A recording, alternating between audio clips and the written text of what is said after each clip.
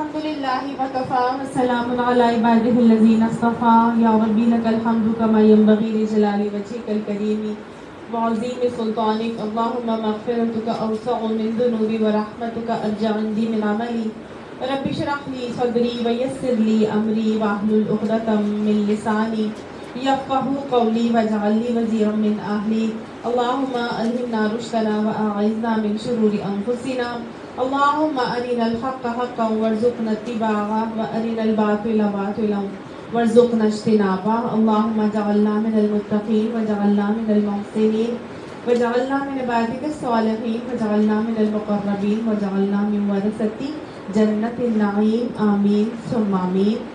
سورہ بقرہ آیت نمبر 245 تک ہم نے کر لیا تھا۔ آج آیت نمبر 246 سے ہم تفسیر کریں گے۔ اعوذ باللہ من الشیطان الرجیم۔ الم تر الی الملأ من بنی اسرائیل من بعد موسیٰ اذ قالوا لنبی لهم ابعث لنا ملکا نقاتل فی سبیل اللہ قال هل عصیتم ان كتب عليكم القتال ألا تقاتلوا قالوا وما لنا ألا نقاتل في سبيل الله وقد أخرجنا من ديارنا وأبنائنا فلما كتب عليهم القتال تولوا إلا قليلا منهم والله عليم بالظالمين۔ آیت نمبر 245 میں اللہ سبحانہ تعالیٰ نے اب مسلمانوں کو مشرکین مکہ کے ساتھ نمٹنے کے لیے جنگ پہ ابھارنا تھا۔ ہم نے پیچھے بھی پڑھا تھا نا کہ جہاد پہ ابھارنے کے لیے اللہ تعالیٰ نے دو باتیں بتائیں جو جہاد میں رکاوٹ بنتی تھی، اور وہ کیا تھی؟ ایک تو جان کا خوف ہوتا تھا اور ایک مال کا خوف ہوتا تھا۔ تو اللہ تعالیٰ نے پیچھے جو ہم نے پڑھا تھا، اللہ نے ہمیں کچھ واقعات بنی اسرائیل کے بتائے تھے اور غور کرنے پر مجبور کیا تھا، اور یہ کہا تھا کہ کیا تم نے ان لوگوں کو نہیں دیکھا جو ہزاروں کی تعداد میں اپنی جان کے خوف سے اس جگہ کو چھوڑ کر نکل گئے تھے، اور پھر مرنے کے ڈر سے نکلے، لیکن اللہ فرماتا ہے وقال لهم الله موتوا، اللہ نے کہا مر جاؤ، یعنی کہ جان سے ڈر کے جو بنی اسرائیل کے لوگ بھاگے تھے، تو جان تو اللہ تعالیٰ کا اذن سے نکالی جاتی ہے، جب جہاں جس کی لکھی ہے وہ تو آ کے رہنی ہے۔ تو جان کے خوف سے تم ایک جگہ سے دوسری جگہ بھی چلے جاؤ گے تو کیا ہے، جب وہ لکھی ہے کہ تمہاری آنی ہی آنی ہے، موت کا وہ معاملہ ہونا ہی ہونا ہے، تو جہاں مرضی چلے جاؤ گے ہو جائے گی۔ تو گویا اللہ تعالیٰ نے اس واقعے سے ہمیں یہ سمجھایا تھا کہ موت کا وقت بھی مقرر ہے، موت کی جگہ بھی مقرر ہے، موت سے ڈر کے بھاگنے والوں کو موت سے ڈر کر بھاگنا نہیں چاہیے، ٹھیک ہے۔ دوسرا اللہ تعالیٰ نے کیا کہا تھا؟ اللہ کی راہ میں قتل کرو اور جان رکھو کہ اللہ سب کچھ سننے والا جاننے والا ہے۔ ہاں، اپنی اللہ کی راہ میں اللہ نے ہمیں کہا تھا قرض حسنہ دینا شروع ہو جاؤ۔ اب تمہارے پاس جو مال ہے وہ بھی اللہ کی راہ میں لگاؤ، تمہارے پاس جو صلاحیتیں ہیں وہ بھی اللہ کی راہ میں لگاؤ۔ تو یہ مت سمجھنا کہ تمہاری صلاحیتیں کم ہو جائیں گی یا تمہاری صلاحیتیں ختم ہو جائیں گی، بلکہ ہوگا یہ کہ اللہ سبحانہ تعالیٰ اس کو قرض کی صورت ملے گا، فَيُضَاعِفَهُ لَهُ أَضْعَافًا كَثِيرًا کہہ کے اللہ نے یہ بتا دیا تھا کہ وہ قرض ہے جس کو اللہ بڑھا چڑھا کے لوٹائے گا ہی لوٹائے گا۔ تو کئی دفعہ ایسے ہوتا ہے کہ انسان نہ مال دیتا ہے اللہ کی راہ میں جہاد کرنے سے، اور نہ ہی اپنی جان کے خوف سے جہاد پر جانا چاہتا ہے۔ تو اللہ نے وہ دونوں خوف نکالے تھے اس پیچھے والے ہمارے سبق میں۔ اب اللہ سبحانہ تعالیٰ یہاں مسلمانوں کو ایک واقعہ سنا رہے ہیں، کیونکہ آگے جنگ بدر ہونی تھی، تو اس جنگ بدر کے ہونے کے لیے اللہ سبحانہ تعالیٰ نے مسلمانوں کو گویا ٹرین کیا، ان کو بتایا کہ دیکھو تم سے پہلے بھی ایسے واقعات ہوئے تھے کہ جب یہ باتیں ہوئی تھی، تو تمہیں ہرگز بھی ڈرنا نہیں چاہیے، کمزور نہیں پڑنا چاہیے، اور کم ہمت اور کم حوصلہ مت ہونا۔ دیکھو کیسے اب کیا تم نے نہیں دیکھا ان لوگوں کو؟ الی الملأ من بنی اسرائیل من بعد موسیٰ، بنی اسرائیل کے سرداروں کی طرف جبکہ موسیٰ علیہ السلام کے بعد وہ آئے تھے۔ یہ کون سا دور ہے جس کی بات بتائی جا رہی ہے؟ یہ 1000 قبل مسیح کا ٹائم ہے۔ حضرت عیسیٰ علیہ السلام کے آنے سے 1000 قبل اور حضرت موسیٰ علیہ السلام کے جانے کے تقریباً 2000 بعد کہا جاتا ہے سال کے بعد یہ واقعہ پیش آیا تھا۔ اور ہوا کس کے درمیان تھا؟ من ملأ الی الملأ، سرداروں کے بارے میں بات کی جا رہی ہے کہ بنی اسرائیل کے کچھ سردار تھے جو حضرت موسیٰ علیہ السلام کے بعد آئے تھے.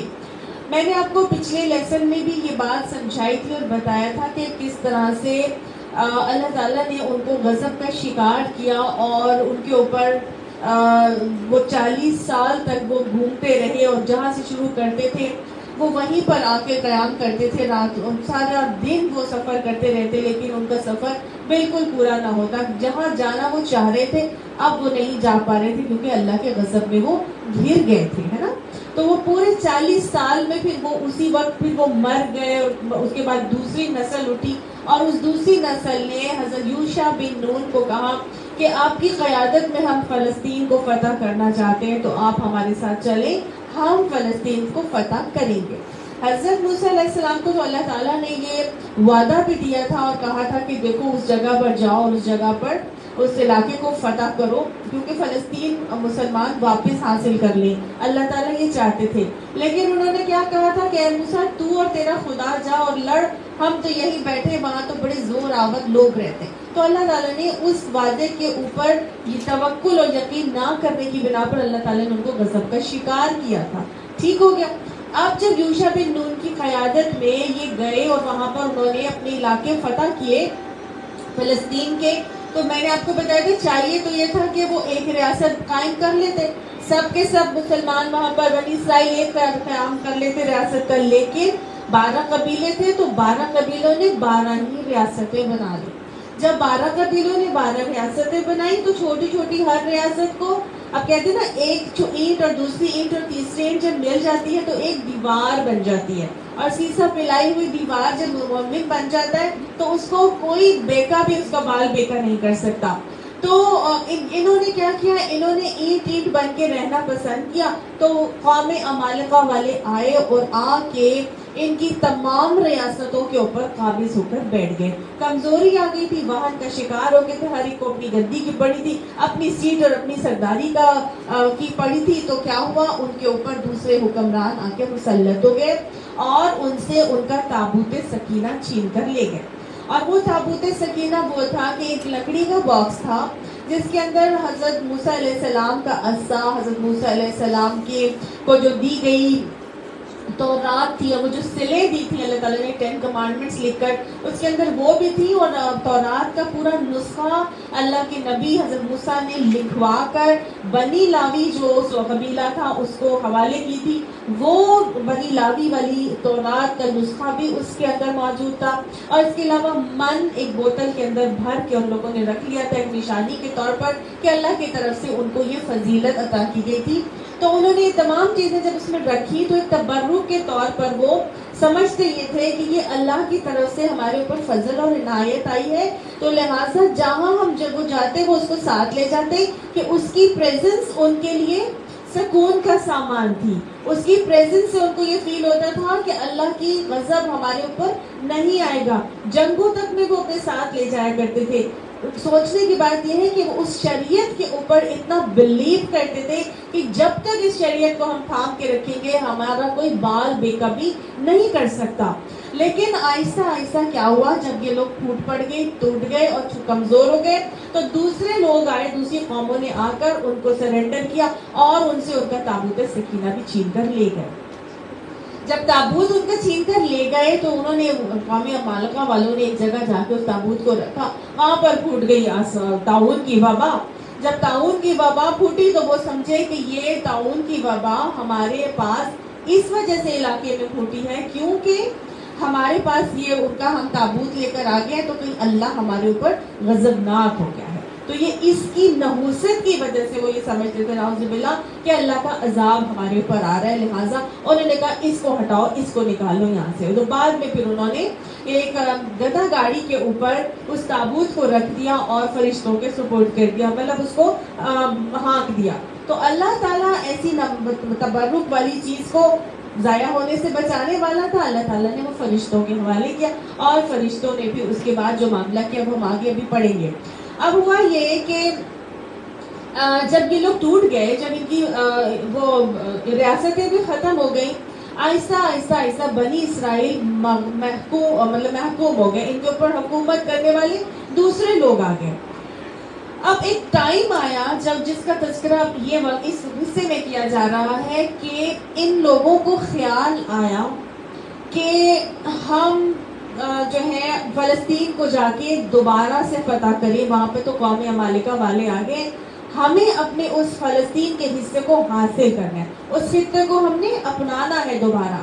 تو اس زمانے میں اب ان کے نبی جو ہے وہ بہت بوڑھے تھے، اور ان نبی کا نام آتا ہے سیموئیل نبی اس زمانے میں تھے جو کہ نہایت بوڑھے تھے۔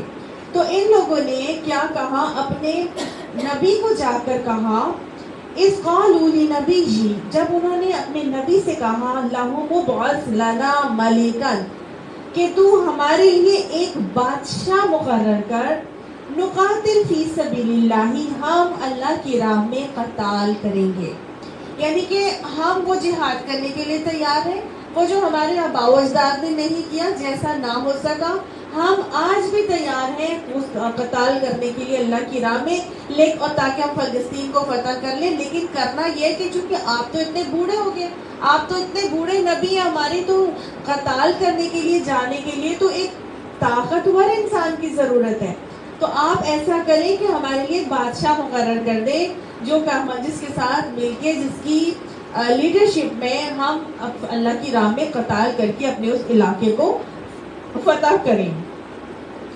تو جب انہوں نے ایک ڈیمانڈ کی تو ایک چیز تو یہ سمجھ میں آ رہی ہے کہ اس زمانے سے پہلے نبی علیحدہ ہوتا تھا اور بادشاہ علیحدہ ہوتا تھا، ہے نا؟ تبھی تو انہوں نے کہا کہ ہمارے لیے ایک بادشاہ مقرر کریں جس کے ساتھ جا کے ہم لڑیں۔ آپ تو اب کمزور ہو گئے، کیا وہ نبی کو نہیں کہہ سکتے تھے کہ آپ کی قیادت میں ہم چلتے ہیں اور آپ ہمارے ساتھ چلیں؟ اس زمانے میں ابھی تک یہ کانسیپٹ نہیں آیا تھا کہ نبی اور بادشاہ جو ہے وہ ایک ہی ہو، بلکہ وہ علیحدہ علیحدہ کا کانسیپٹ ہے۔ یہ بعد میں جو ہے وہ چیز آئی کہ جو سب سے زیادہ پائس ہوتا تھا وہی لیڈرشپ کا اہل ہوتا تھا، جیسے نبی اکرم صلی اللہ علیہ وسلم نے لیڈر بن کے دکھایا، اور اس سے پہلے ایسا نہیں تھا۔ اس کے بعد، اس واقعے کے بعد اللہ تعالیٰ فرماتے ہیں، جو بھی ہم آگے پڑھیں گے، یہ چیزیں سٹارٹ ہوئی تھی کہ نبی کو بھی بادشاہت دی گئی، اس سے پہلے کبھی کسی نبی کو بادشاہت نہیں دی گئی تھی۔ تو انہوں نے آگے سے جو ان کے نبی تھے، ان کو ان کی فطرت پتہ تھی، ان کو معلوم تھا کہ یہ تو شروع سے دھوکہ دیتے آئے ہیں، بولتے کچھ ہیں، بڑی بڑی ڈینگیں مارتے ہیں، لیکن جب ان کے اوپر اللہ تعالیٰ کی طرف سے ایک حکم آ جاتا ہے تو یہ الٹے پاؤں پھر جاتے ہیں۔ تو ابھی بھی یہ جو مانگ رہے ہیں کہ آپ ہمارے لیے ایک بادشاہ مقرر کریں اور ہم اللہ کی راہ میں قتال کریں گے، تو یہ تو قول و فعل کے تضاد والے لوگ ہیں، یہ تو منافق ہیں، یہ کبھی وہ کام نہیں کریں گے۔ تو ان کو فطرت کا پتہ تھا، لہٰذا ان کے نبی نے کہا، ان کے نبی نے کہا، حل عصیتم، کیا ایسا نہیں ہے کہ شاید کہ تم ان کتب علیکم القتال اللہ تقاتلوا، کہ جب تمہارے اوپر قتال لکھ دیا جائے یا فرض کر دیا جائے تو تم نہ لڑو؟ کیا ایسا تو نہیں ہوگا کہ تمہارے اوپر قتال جب فرض کر دیا جائے اور تم نہ لڑو؟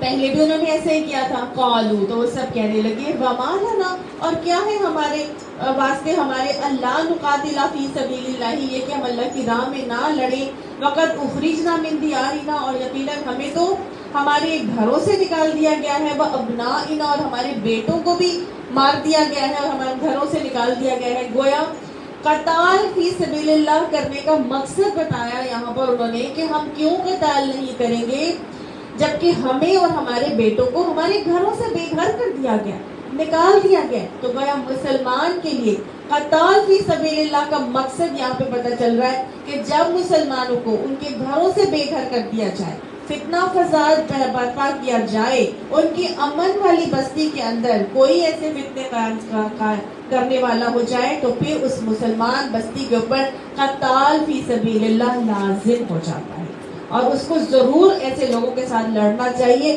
جو مسلمانوں کے امن کو خراب کرنے کے در پہ ہو رہا ہو، ٹھیک ہے؟ تو انہوں نے بھی یہی وجہ بتائی تھی، پیچھے بھی ہم پڑھ کر آئے تھے، تو وہاں پر بھی یہی ہم نے وجہ پڑھی تھی کہ وہ فتنہ والفتنۃ اشد من القتل، کہ فتنہ تو قتل سے بھی زیادہ برا ہے. تو ان لوگوں نے جو تمہیں تمہاری گھروں سے نکال کے وہ فتنہ کیا ہے، نبی کریم صلی اللہ علیہ وسلم کو کیسے ان کے ملک سے نکال باہر کیا گیا ہے نا، ملک بدر کیا گیا تھا انہیں. تو بس یہ وجہ تھی کہ ان کے ساتھ قتال کرنا لازم تھا. پھر ہوا یہ کہ کتب علیہم القتال، جب ان کے اوپر قتال فرض کر دیا گیا، لکھ دیا گیا، تو انہوں نے کرنا تو یہ چاہیے تھا نا کہ اپنے نبی کی بات کو مانتے پورا کرتے، لیکن انہوں نے یہی کیا، تولو، پھر گئے، وہ سب کے سب پھر گئے. اور میدان جنگ سے پیٹ پھیر کر بھاگنا کبیرہ گناہ ہوتا ہے. آپ صلی اللہ علیہ وسلم نے فرمایا تھا 7 موبقات سے بچو، موبقات سے بچو. موبقات ہلاک کرنے والے گناہ ہیں، اور جن کے اندر ایک گناہ کیا ہے کہ میدان جنگ سے پیٹ پھیر کر بھاگنا. اللہ تعالیٰ فرماتے ہیں کہ جب ان کے اوپر قتال فرض کر دیا گیا، تولو، پھر گئے سب کے سب، الا قلیلا منہم، سوائے تھوڑے ان میں سے جو تھے وہ نہیں پھرے، باقی سب کے سب پھر گئے. واللہ علیم بالظالمین، اور اللہ جاننے والا ہے ظالموں کو. ڈینگے بہت مارتے تھے. عمل کی جب باری آئی تو قول اور فعل میں تضاد کس کے ہوتا ہے؟ جو منافق ہوتا ہے. گویا یہ منافق تھے. وقال لهم نبیہم، اور کہا واسطے ان کے نبی نے، ان اللہ، بے شک اللہ نے، قد بعث لکم، اٹھا کھڑا کیا ہے واسطے تمہارے، طالوت ملکن، طالوت کو بادشاہ. یعنی ان کے نبی نے ان کو بتایا کہ اللہ نے تمہارے لیے طالوت کو بادشاہ مقرر کر دیا ہے، طالوت کو بادشاہ بنا دیا ہے. اب یہ طالوت کون تھا؟ تو بائبل میں اس کا نام ساؤل آتا ہے، اور یہ قبیلہ بنیامین کا ایک 30 ایئرز کا ایک نوجوان تھا. اپنے والد کا بہت زیادہ خدمت گزار تھا، اور یہ بہت لمبا تڑنگا اور خوبصورت اور بڑے ڈیل ڈول والا، جسمانی ڈیل ڈول والا ایک شخص تھا. اتنا لمبا تھا کہ تمام باقی کے جو بستی کے لوگ تھے وہ اس کے کندھے تک آتے تھے. یہ سب سے لمبا تھا. تو ایک مرتبہ یہ اپنے والد کے گدھا جو ہے نا وہ ڈھونڈنے کے لیے نکلا، اور والد کے گدھا یا گدھے ڈھونڈ رہا تھا. تو ڈھونڈتے ڈھونڈتے یہ حضرت سیموئیل نبی کے گھر کے پاس سے گزرا. تو اللہ نے حضرت سیموئیل نبی کو اشارہ کیا کہ یہ وہ شخص ہے جس کو میں نے بادشاہ بنانا ہے، لہٰذا اس کو بادشاہ مقرر کر لیا جائے. حضرت سیموئیل نبی اس طالوت کو جو کہ گزر رہا تھا وہاں سے، اس کو ہاتھ پکڑ کے لے کے آئے. لانے کے بعد اس کے سر پہ مسح کیا. تیل کی ایک کپی تھی جو وہ ان کے سر پہ ڈالی، اور اسے چوما اور کہا کہ اللہ نے تجھے مسح کیا ہے تاکہ تو اس کی میراث کا پیشوا ہو. اور پھر انہوں نے لے جا کے سارے بنی اسرائیل کے سامنے اس کا اعلان کیا کہ اللہ نے اس کو تمہارے لیے بادشاہ مقرر کیا ہے. ٹھیک ہے، تو طالوت کو بادشاہ ایسے مقرر کیا گیا. تو تیل پہ کپی ڈالنے کا کیا ایک وجہ تھی اور کیا ایک اس کی خصوصیت تھی؟ دنیا میں صرف 4 لوگ ہیں جن کو مسح کیا گیا اور مسیح بنے وہ، اور وہ مسیح اسی طرح سے بنتے تھے کہ ان کے سر کے اوپر تیل کی کپی ڈالی جاتی تھی، اور اللہ کے حکم پر ان کو مسیحا بنایا جاتا تھا، اور مسیحائی کے جو مسیح کی جو اس منصب پر ان کو مقرر کیا جاتا تھا. ان سے پہلے کس کو مسیحا بنایا گیا تھا؟ حضرت ہارون علیہ السلام. ٹھیک ہے، اور اس کے بعد حضرت داؤد علیہ السلام کو بنایا گیا. دوسرے نمبر پر تو یہ طالوت بنے. طالوت کے بعد جو تیسرے بنے وہ داؤد علیہ السلام، اور چوتھے حضرت عیسیٰ علیہ السلام مسیح بنے. اور یہ 4 لوگ تھے جن کو مسیحائی کے اوپر جو ہے وہ مطلب قائم کیا گیا، اور ساتھ ہی جو ہے وہ نبوت کے منصب پر جو ہے وہ کون سرفراز ہوئے؟ حضرت داؤد علیہ السلام اور حضرت عیسیٰ. اور اس کے علاوہ جو حضرت ہارون علیہ السلام تھے وہ بھی نبی بنے، لیکن طالوت نبی نہیں. طالوت صرف بادشاہ مقرر ہوئے. کہیں بھی نہیں آتا کہ طالوت کو اللہ نے نبوت کا درجہ دیا تھا. بہرحال اب جب طالوت کو بادشاہ بنا دیا گیا تو ان سب کو اعتراض ہونا شروع ہو گیا، اور وہ کہنے لگے انا یکون لہ الملک علینا، کس طرح سے وہ ہو سکتا ہے واسطے ہم اس کے بادشاہت اوپر ہمارے، یعنی وہ ہمارے اوپر بادشاہ کیسے مقرر ہو سکتا ہے بھائی؟ کیوں؟ وجہ کیا بتا رہے ہیں؟ وہ کسی کو بادشاہت دینا نہیں چاہتے تھے، اپنے آپ کو بادشاہ بنانا چاہتے تھے، کسی کی بادشاہت قبول نہیں کرنا چاہتے تھے، تو کہنے لگے یہ ہم پر بادشاہ کیسے بن سکتا ہے؟ وَنَحْنُ أَحَقُّ بِالْمُلْكِ مِنْهُ، ہم اس سے زیادہ بادشاہت کے حقدار ہیں۔ اور وہ کیوں بادشاہت کے اپنے آپ کو زیادہ حقدار سمجھتے تھے؟ وَلَمْ يُؤْتَ سَعَةً مِنَ الْمَالِ، اور نہیں وہ دیا گیا وسعت مال میں۔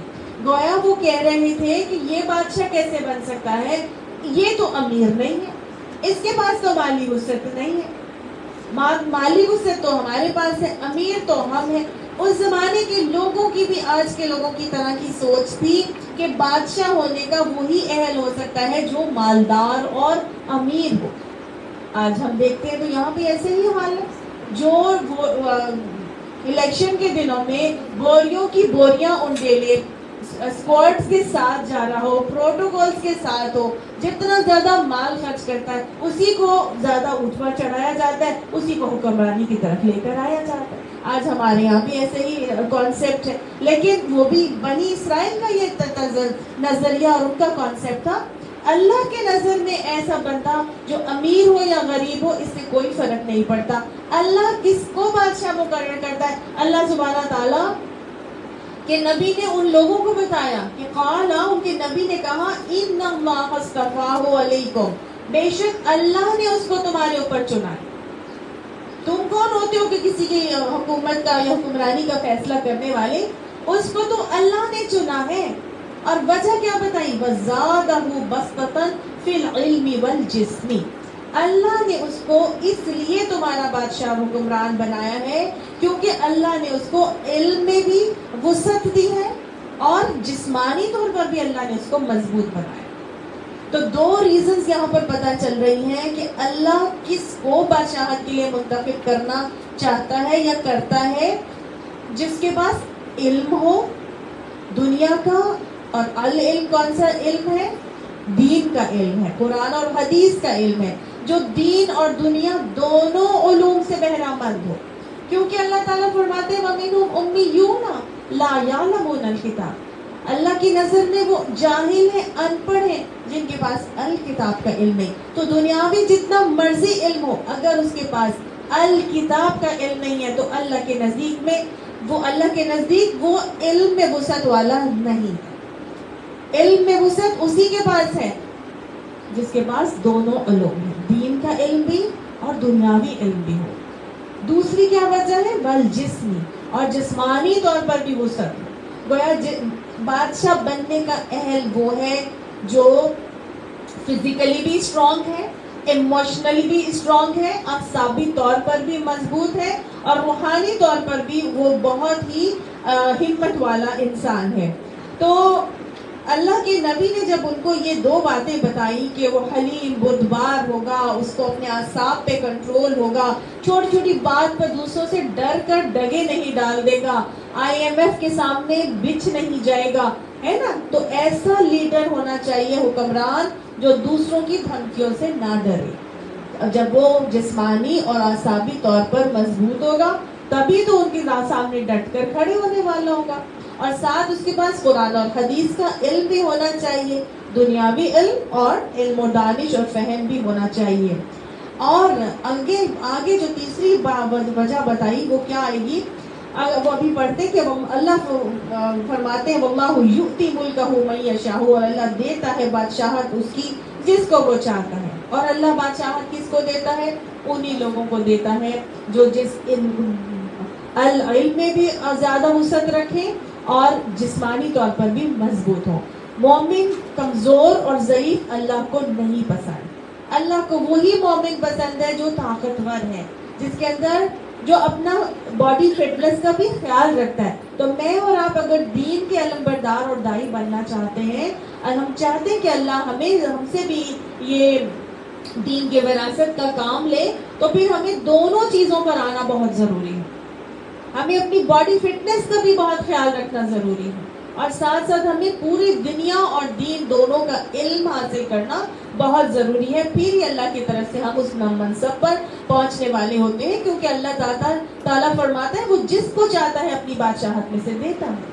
اللہ ہمیں بھی اس دنیا کی بادشاہت عطا فرمائے، اللہ ہمارے ملک کو اسلام کا قلعہ بنائے، ہمیں بہترین حکمران عطا فرمائے، اور اللہ تعالیٰ یہی بادشاہت پھر دنیا میں دینے کے بعد اللہ جنت کے وارثین بھی انہی کو بناتا ہے۔ اللہ ہمیں ان میں شامل فرمائے، واللہ واسع علیم، اور اللہ بڑی وسعت والا اور علم والا ہے۔ وقال لهم نبیہم، اور کہا واسطے ان کے نبی نے، اور ان کے نبی نے ان کو ایک تیسری بات بھی بتائی کہ اللہ کی طرف سیموئیل نبی، اور اللہ کی طرف سے اس طالوت کے نبی ہونے کی دو وجوہات تو بتا دی تھی کہ بھئی تمہارا کیا خیال ہے کہ اللہ نے اس کو کیوں بادشاہ مقرر کیا۔ یہ دو وجوہات تھی، علم بھی تھا اور جسمانی طور پر بھی۔ لیکن تیسری بات اور علامت یہاں پر ان کے نبی نے بتائی کہ اللہ کی طرف سے اس کے نبی اس کے بادشاہ مقرر کرنے کی یہ نشانی ہوگی کہ ان آیات ملکی ہی، بے شک نشانی اس کی بادشاہت میں یہ ہے کہ اللہ کی طرف سے وہ مقرر کیا گیا ہے ایاتیکم التابوت، یہ کہ وہ آئے گا تمہارے پاس تابوت فیہ سکینۃ من ربکم، جس میں سکینہ ہے تمہارے رب کی طرف سے، وبقیۃ مما ترک آل موسیٰ وآل ہارون، اور بقیات ہیں یعنی باقی جات ہیں ان میں سے جو چھوڑے تھے آل موسیٰ نے اور آل ہارون نے، تحملہ الملائکہ، اس کو اٹھائے ہوئے ہوں گے فرشتے۔ گویا ان کے نبی نے یہ بتایا کہ اس بادشاہ کی ایک پہچان یہ ہے کہ اس کی دور سلطنت، دور حکومت میں تمہیں تمہارا کھویا ہوا تابوت سکینہ واپس مل جائے۔ تو اللہ کی طرف سے کوئی حکمران جو منتخب کیا جاتا ہے، جو اللہ جس کو منتخب کر رہا ہے، تو بہترین حکمران پھر کون سا ہوگا؟ جس کے دور سلطنت یا دور عہد میں ہمیں تابوت سکینہ مل جائے۔ ٹھیک ہے، ان کے لیے تو تابوت سکینہ ان کی شریعت تھی، وہ 10 کمانڈمنٹس والی سلیں اور تورات تھی۔ ہمارے لیے ہمارا تابوت سکینہ کیا ہے؟ اللہ تعالیٰ قرآن پاک میں فرماتے ہیں الا بذکر اللہ تطمئن القلوب، خبردار ہو جو تمہارے دلوں کا اطمینان اللہ کے اس ذکر میں ہے۔ یہ اللہ کا ذکر، یہ قرآن جس کو اللہ نے ذکر کہہ کے مخاطب کیا ہے، اس میں میرے اور آپ کے لیے سکینت کا سامان ہے۔ ہماری شریعت اس قرآن میں ہے، تو پھر ہمارے لیے بہترین حکمران کون ہوں گے؟ جن کے دور حکومت میں ہمیں ہماری شریعت مل جائے، جو اس شریعت کا نفاذ کرنے والے ہیں، اور شریعت کا نفاذ کرنے والے وہی حکمران ہوں گے جس کے اندر یہ دو کوالٹیز پائی جاتی ہیں۔ آج لاکھوں طرح سے اٹھ کے ہماری پولیٹیکل سچویشن آپ سب کے سامنے یہ طریقہ اور پہچان اللہ نے کرائٹیریا بتا دیا ہے، ایسے تم نے اپنے حکمران کو سلیکٹ کرنا۔ اب الیکشنز ہوں گے تو مجھے اور آپ کو معلوم ہونا چاہیے کہ لوگوں کے دعووں کے بجائے ہم نے اس کرائٹیریا کے اوپر عمل کرتے ہوئے حکمران سلیکٹ کرنا ہے، جو ہمیں ہماری بھولی ہوئی کھوئی ہوئی شریعت واپس لوٹانے والی، جن کے پاس اللہ علم بھی ہو اور جو جسمانی طور پر، اعصابی طور پر مضبوط بھی ہو، صرف جسمانی زبانی دعوے نہ کرنے والے ہوں بلکہ عمل سے اس کا اظہار کر کے بھی ہمیں ہمارے سامنے لانے والے ہوں۔ اللہ تعالیٰ تو کہتا ہے کن اور فیکن ہو جاتا ہے نا؟ اللہ چاہے گا آج کرے گا، کن ہو جائے تو سب کچھ ہو جائے۔ اللہ اس زمانے میں بھی ایسے ہو سکتا تھا ان کے کہ اللہ تعالیٰ نے جو طالوت کو بادشاہ مقرر کر دیا تو فوراً آ جاتا، ان کو تھوڑی تابوت سکینہ کسی طرح سے مل جاتا۔ اللہ نے یہاں پہ بتا دیا تحملہ الملائکہ، اس کو فرشتوں نے تھاما ہوا ہوگا۔ تو جب قوم عمالقہ والوں نے اس کو منحوس سمجھ کر گدا گاڑی پر ڈال کے ہانک دیا تو اللہ تعالیٰ کے فرشتوں نے اس کو تھام لیا اور وہ گدا گاڑی کو ہانکتے ہوئے طالوت کے دور حکومت میں اس تک ताबूत सकीना को लेकर आ गए। ये उन्होंने अपनी आंखों से देखा। आज अल्लाह ताला चाहे तो फरिश्तों को कहे और कुन और फयकुन हो जाए।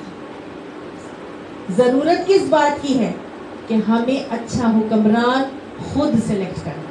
वो मखदूम कौम भी जो कहती थी कि हम ज्यादा हकदार हैं, उसके पास तो माल नहीं है, वो तो इतना पावरफुल नहीं है, वो तो इतना ज्यादा अमीर नहीं है, वो कैसे बादशाह हो सकता है। लेकिन जब उनके नबी ने बता दिया उनको कि ये अल्लाह ने इसलिए उनको बादशाह मुकर्रर किया है, तो वो मखदूम कौम भी मान गई थी।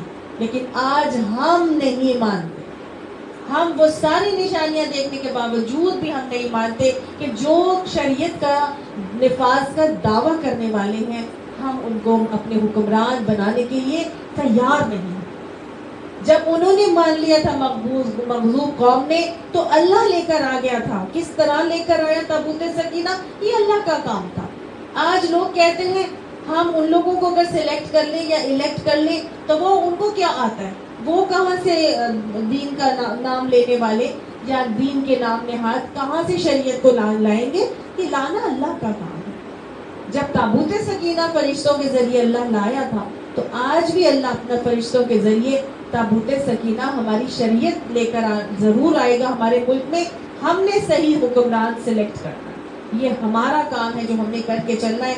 बहरहाल अब क्या हुआ इन नफीस, अच्छा देखिए इसी बात में अल्लाह ने मेरे और आपके लिए खास कहा है कि इन नफीस ज़ालिका, बेशक बीच इसके लआयतन, अलबत्ता एक निशानी है, लकुम वास्ते तुम्हारे, यानी इस पूरी की पूरी बात में तुम्हारे लिए रहती दुनिया तक ये निशानी है। इन कुंतुम मोमिनीन, अगर तुम ईमान वाले हो तो गोया हमेशा के लिए रहती दुनिया तक अल्लाह ने ईमान वालों को ये तरीका, ये क्राइटेरिया, ये पैमाना बता दिया है कि तुम अगर चाहते हो कि अल्लाह की मदद तुम्हारे शामिल हाल रहे और तुम निफाज को शरीयत का निफाज करवाने चाहते हो, अपना इस ताबूत सकीना को अपने पास लाना चाहते हो, तो बस ऐसे हुक्मरान मुंतखब कर लो। कायदे आजम कैसे थे? कैसे थे कायदे आजम? पाकिस्तान का मतलब क्या? ला इलाहा इल्लल्लाह का नारा लगाया था। बेहतरीन इल्म था उनके पास, दुनियावी इल्म और दीन का इल्म उनके पास ऐसा था कि बाकायदा उनके बारे में आता है कि उन्होंने ख्वाब देखा और उसमें नबी अकरम सल्लल्लाहु अलैहि वसल्लम ने उनको कहा कि ये मेरा मुजाहिद है और ये काम करेगा। और उस वक्त उन्होंने कांग्रेस को छोड़ के मुस्लिम लीग को ज्वाइन किया और मुसलमानों के लिए जद्दोजहद की थी।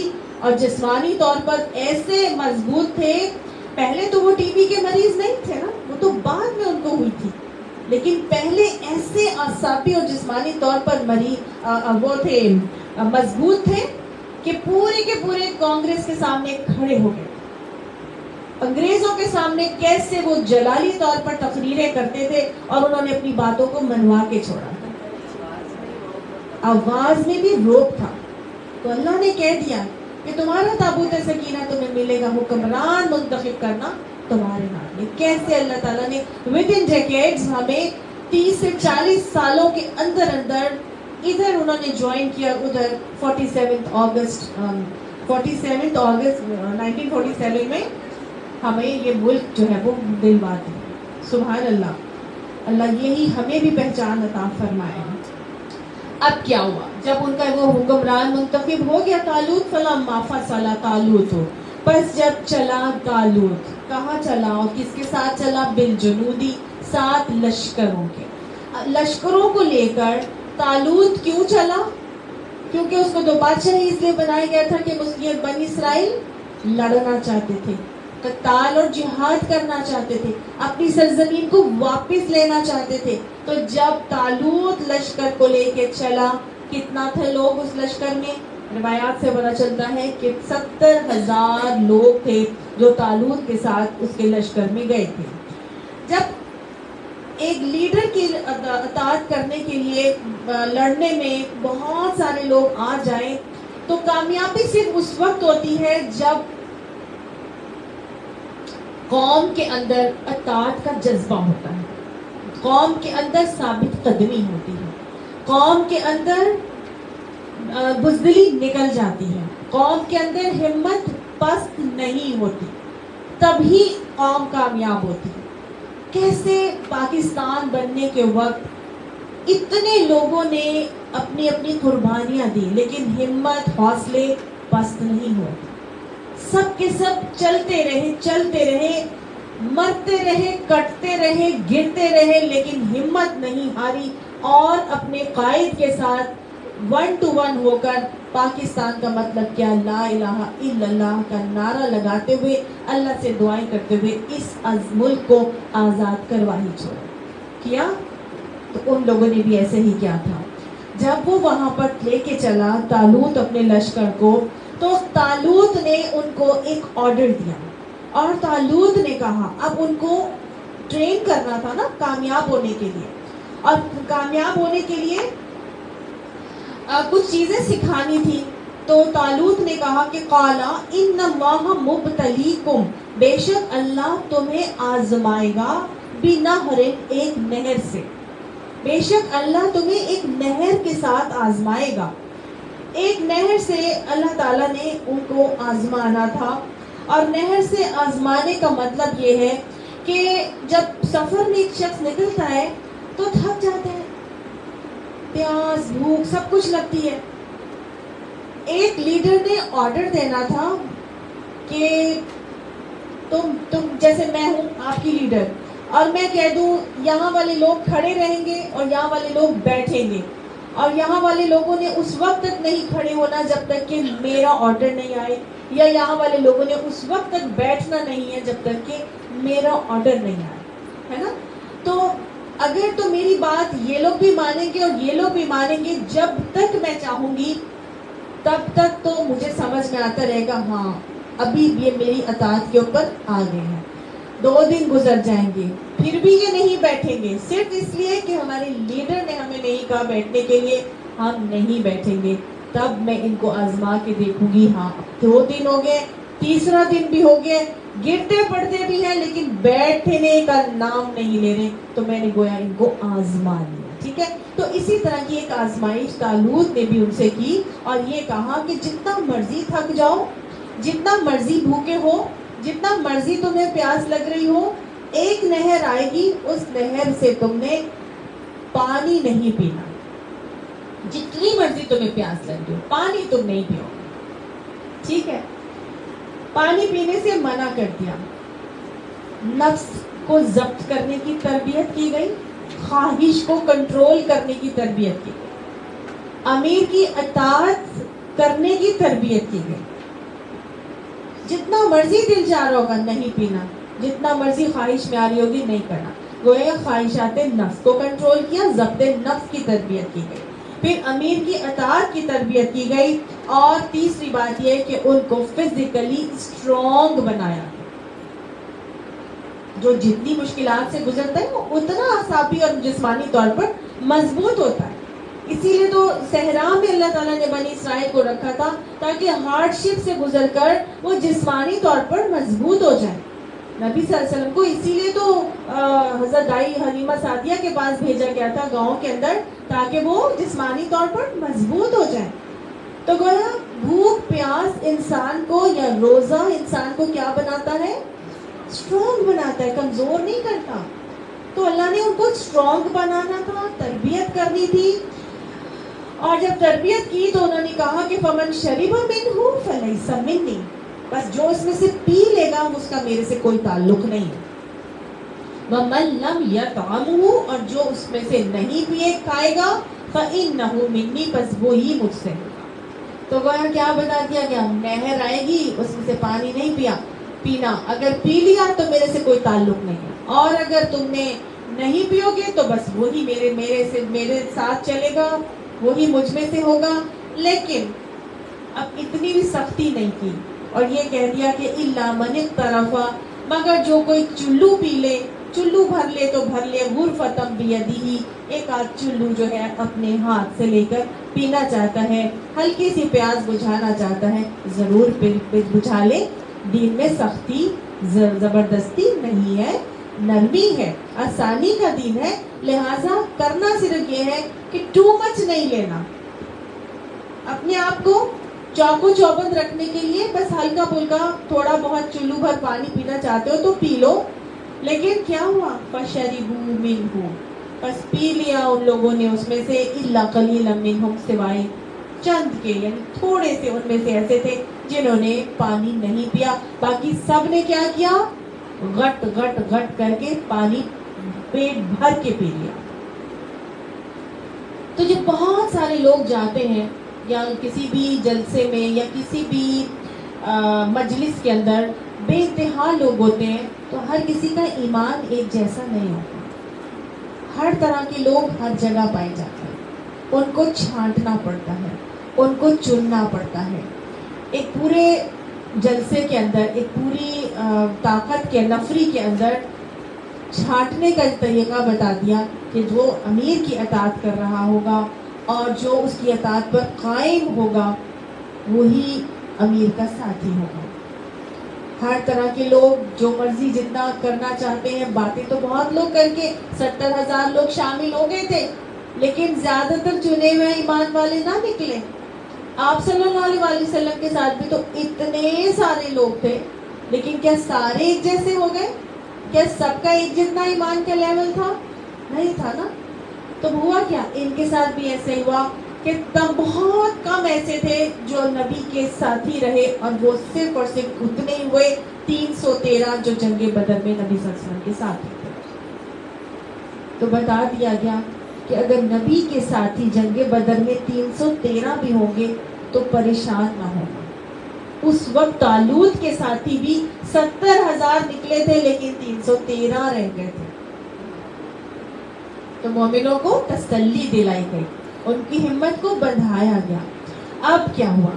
اب یہ جو 313 رہ گئے تھے یہ تو تھے سر پھرے، یہ تو چنے ہوئے ایمان والے. انہوں نے تو بس اپنی نبی کی اطاعت پر ثابت قدمی سے قائم رہنا تھا. ان کو نے اپنی خواہشات نفس کو کنٹرول کر لیا تھا، ضبط نفس ان کے اندر آ گیا تھا. لہٰذا اب یہ وہ لوگ تھے جو اس کے اندر سے بھی کچھ لوگ جو ہے وہ ڈگمگانے لگ گئے، کچھ لوگ ڈاواں ڈول ہونے لگے. اب ہوا کیا؟ فَلَمَّا جَاوَزَهُ، پس جب پار کیا اس کو، کس چیز کو؟ نہر کو. وَهُوَ وَالَّذِينَ آمَنُوا مَعَهُ، اس نے اور ان لوگوں نے جو اس کے ساتھ تھے، ایمان لانے والے تھے. قالوا، تو وہ کہنے لگے، لا طاقت لنا اليوم، آج کے دن ہمارے اندر طاقت نہیں ہے، بجالوت، ساتھ جالوت کے، وجنود ہی، اور اس کے لشکر کے. یعنی جب جالوت اور اس کے لشکر سے لڑنے کی آج ہمارے اندر طاقت نہیں ہے. 70,000 میں سے 313 تو وہ رہ گئے تھے جو صرف ایمان والے تھے، باقی سارے کے سارے 70,000 کے 70,000 میں سے صرف 313 نکالے، باقی کتنے بچے؟ اتنے زیادہ لوگ کہنے لگے آگے بڑھ کر کے بس اب آج کے دن ہم طالوت اور اس کے لشکر سے لڑنے کی طاقت نہیں رکھتے. قال الذین یظنون انہم ملاقو اللہ، وہ لوگ کہنے لگے جو یہ گمان کرتے تھے کہ انہوں نے اللہ سے ملاقات کرنی ہی کرنی ہے، ان کی پوچھ ہونی ہی ہونی ہے. اللہ نے ان سے پوچھنا ہی پوچھنا ہے کہ تم میدان جنگ سے پیٹ پھیر کر کیوں بھاگے؟ یہ تو کبیرہ گناہ تھا.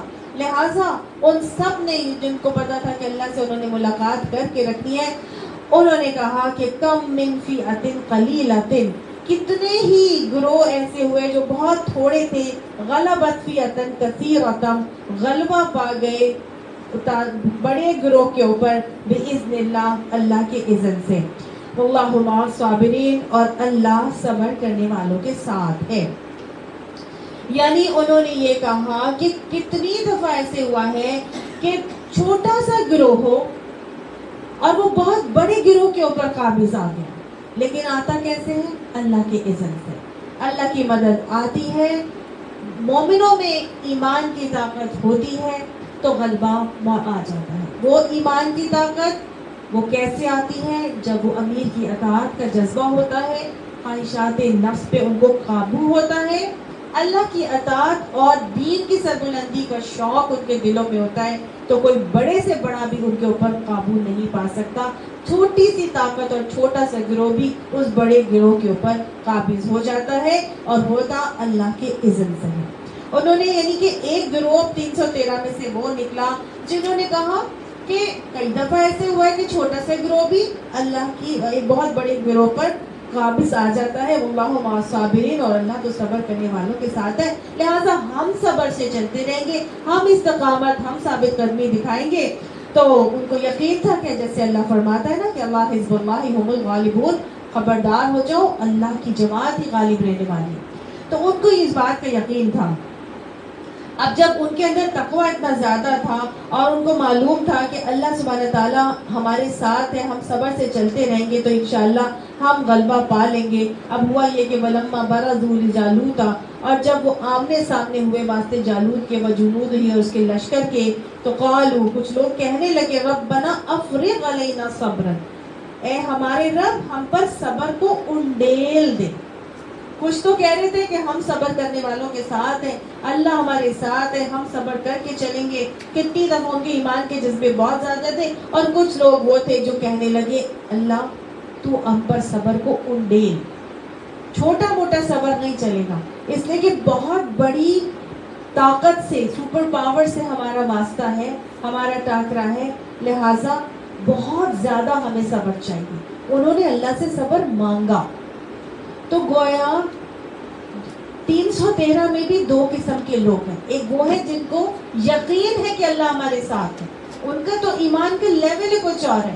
اور کچھ وہ لوگ ہیں جو اللہ سے مناجات کر رہے ہیں، اللہ سے مانگ رہے ہیں، اللہ سے فریاد کر رہے ہیں، دعائیں کر رہے ہیں کہ اللہ چھوٹا موٹا صبر نہیں چلے گا، انڈیل ہمیں بہت زیادہ صبر دے. وَثَبِّتْ أَقْدَامَنَا، اور ہمارے قدم ڈگمگانا سے بچا لے، ہمارے قدموں کو جما دے. ہمارے اندر اتنی طاقت نہیں ہے کہ ہم یہ کر سکیں، ہم اتنے ثابت قدم نہیں ہو سکتے، ہمارے اندر جمنے کا حوصلہ نہیں ہے، لیکن اللہ تو کر دے. اور یاد رکھیے گا ذکر الہی مومن کا ہتھیار ہے.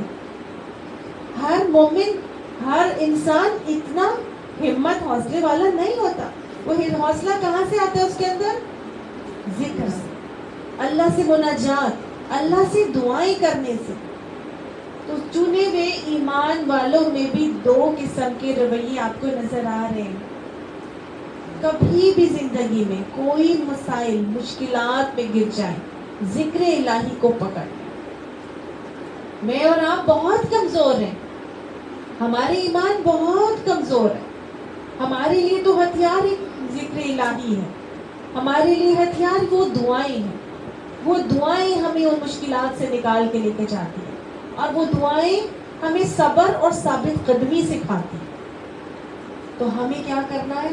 اس ذکر الہی کو پکڑ لینا ہے، اللہ سے دعائیں کرنی ہے. اور وہ دعائیں یہ بھی کر رہے ہیں کہ وَانصُرْنَا عَلَى الْقَوْمِ الْكَافِرِينَ، اور اللہ کافر قوم پر ہماری مدد فرماتے.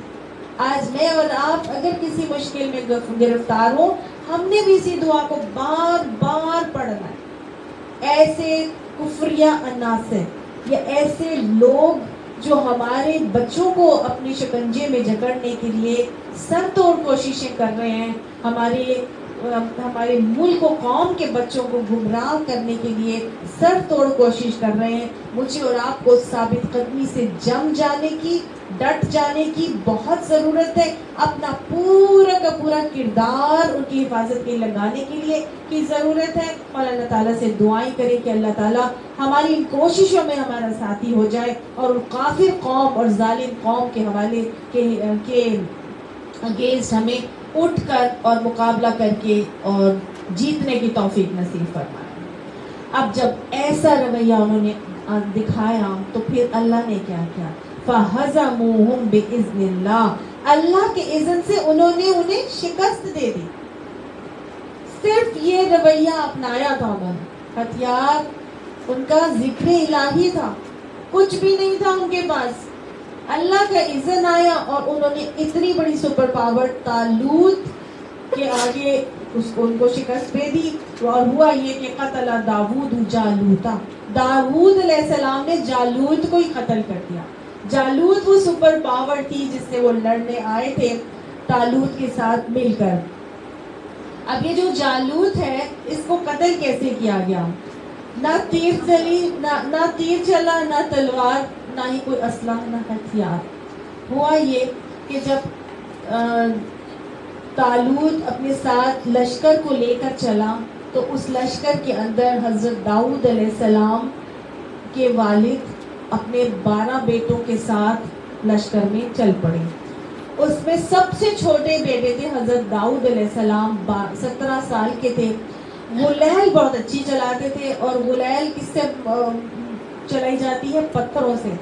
اور یہ بہت ہی وہ تھے، جسمانی طور پر بہت مضبوط تھے. یہ اتنے زیادہ بہادر اور جری تھے کہ جو بڑے بڑے شیرخوار تو نہیں کہتے، خونخوار جانور جو درندے ہوتے ہیں نا، جیسے کہ شیر، اس کے جبڑے کے اوپر اپنا پیر رکھ کے ایک ہاتھ سے اس کا جبڑا اوپر والا کھینچ کر 2 حصوں میں تقسیم کر دیا کرتے تھے. اتنی طاقت اور قوت تھی ان کے اندر. غلیل چلاتے تھے تو چلتے چلتے ان کو ایسی پتھر ملے، تو پتھروں نے ایسی روایات سے پتہ چلتا ہے کہ پتھروں نے بولا کہ مجھے اپنے اٹھا کے اپنے پاس رکھ لو. تو حضرت داؤد علیہ السلام نے ان پتھروں کو اٹھایا ایک مٹھی بھر کے اور اپنی جیب میں رکھ لیا.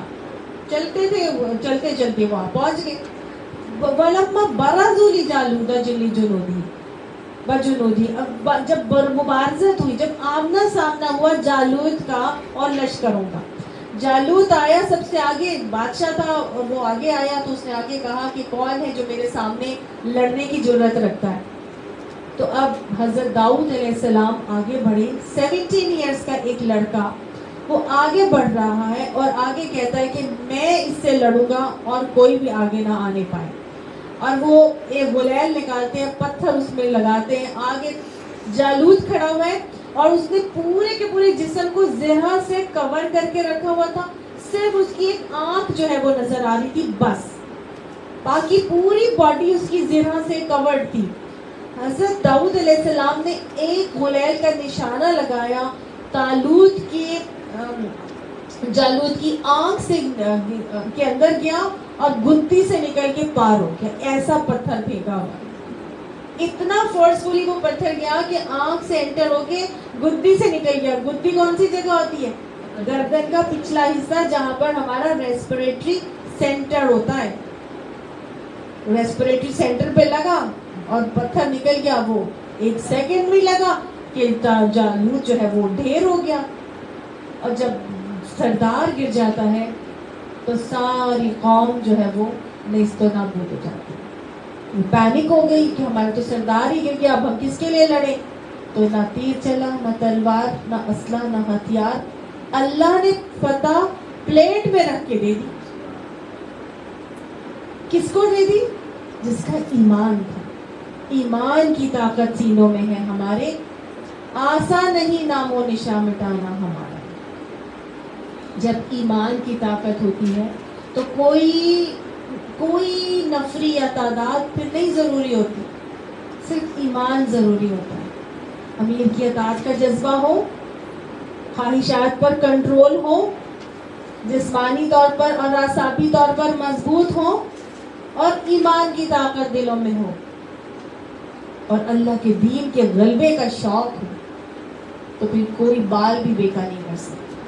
پھر اللہ اپنا عزت ایسے ہی لے کے آتا ہے کہ مومن اپنے آپ کا اپنے اس میں ارادوں میں کامیاب ہو جاتے ہیں. یہی ایک واقعہ سورہ بقرہ میں اللہ نے سنا دیا جنگ بدر سے پہلے، اور یہی ایک واقعہ ہر جنگ کا لب لباب رہا. ہر جنگ، چاہے وہ بدر ہوئی، خندق احد ہوئی، خندق ہوئی، حنین ہوئی، تبوک ہوئی، جو بھی فتح مکہ کچھ بھی ہو گیا، ہر ایک میں فتح اللہ کے اذن سے ہی آئی. مومنوں نے صرف اور صرف اپنے تقوی کو آگے رکھ کے دکھایا تھا اور امیر کی اطاعت پر جو ہے وہ جذبہ انہوں نے شو کیا تھا. اب ہوا کیا؟ اللہ تعالیٰ فرماتے ہیں وَقَتَلَ دَاوُودُ جَالُوتَ. داؤد علیہ السلام نے جالوت کو قتل کر دیا. تو اللہ نے وَآتَاهُ اللَّهُ الْمُلْكَ وَالْحِكْمَةَ. اللہ سبحانہ تعالیٰ فرماتا ہے کہ دی اللہ نے اس کو بادشاہت اور نبوت. وَعَلَّمَهُ مِمَّا يَشَاءُ. اور سکھایا اس کو اس میں سے جو وہ چاہتا. اللہ نے حضرت داؤد علیہ السلام کو فرمایا کہ اللہ نے پھر اس داؤد علیہ السلام کو بادشاہت بھی دی اور پھر ان کو نبوت بھی دی. یہ پہلے نبی ہوئے جن کو بادشاہت بھی دی گئی اور نبوت بھی دی گئی. اس سے پہلے نبی کو بادشاہ نہیں بنایا گیا تھا. حضرت سلیمان تو داؤد کے بیٹے تھے. صحیح, حضرت سلیمان داؤد علیہ السلام کے بیٹے تھے. تو صرف 2 نبیوں کو بادشاہت بھی دی گئی اور نبوت بھی دی گئی. کیسے بنی؟ داؤد علیہ السلام تو بچے تھے, ابھی 17 سال کے. ہوا یہ کہ جب یہ فتح یاب ہو گئے تو طالوت بڑا خوش ہوا. بادشاہ کا جو مقرر کیا گیا تھا, طالوت نے خوش ہو کر حضرت داؤد علیہ السلام سے کہ یہ تو بہت بہادر اور نڈر ہے, اس اپنی بیٹی کے ساتھ حضرت داؤد علیہ السلام کا نکاح کر دیا, شادی کر دی. تو بادشاہ نے جب اپنے بیٹی سے داؤد علیہ السلام کی شادی کی تو اس طرح حضرت داؤد علیہ السلام کو بادشاہت ملی. اور پھر جب بادشاہت ملی تو اللہ تعالیٰ نے ان کو نبوت پہ سرفراز کیا. بعد میں وہ نبی بنے تھے. اور جب نبوت پہ سرفراز کیا اس کے بعد اللہ فرماتے ہیں وَعَلَّمَهُ, اور اس کو سکھایا مما یشاء, جو بھی اس میں سے جو وہ چاہتا تھا. اللہ نے ان کو بہت خوبصورت آواز دی تھی, لحن داؤدی کہا جاتا ہے. اور پھر اللہ نے ان کو زبور دی. وَآتَيْنَا دَاوُودَ الزَّبُورَ, اللہ نے داؤد علیہ السلام کو زبور دی. اور اس زبور کے اندر وہ حمدیہ ترانے تھے کہ اللہ کی خوبصورتی اور حمد کے لیے جو ہے وہ گایا کرتے تھے اپنی خوبصورت آواز میں. ساتھ ساتھ اللہ تعالیٰ نے ان کے ہاتھوں پر لوہے کو نرم کیا.